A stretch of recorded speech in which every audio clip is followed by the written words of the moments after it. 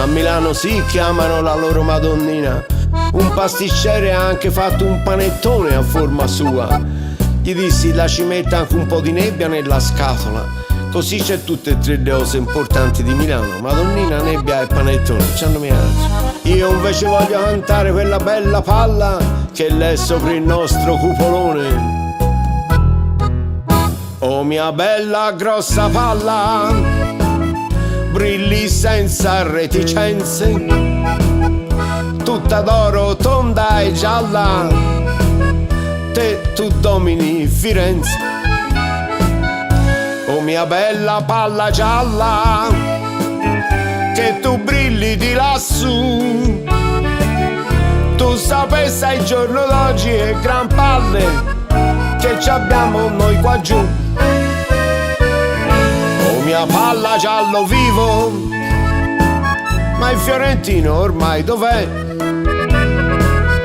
Noi ci sta il turismo estivo, cioè di gente che è dell'est, est estivo. Poi c'è quelli di colore, i cinesi e i kosovar.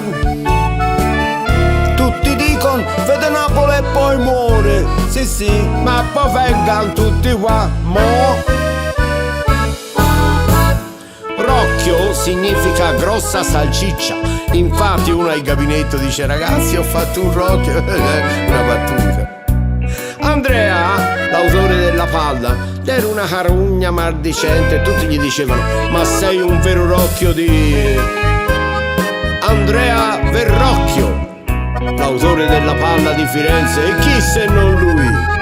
C'è chi dice di levalla da sul Duomo di Firenze, perché essendo di metallo la ci crea le interferenze a telefonini, e per le tasse cittadine, boh, solo a dargli una lustrata.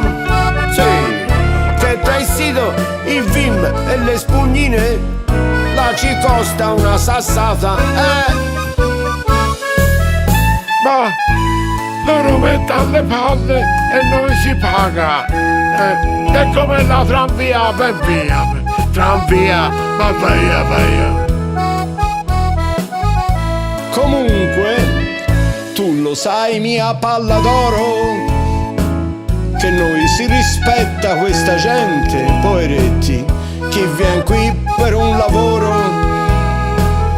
e un futuro più decente, non siamo mica razzisti. Noi si accoglie ogni emigrante, sì sì, fin da tempi di Granduca, però si sarà anche fratelli tutti quanti.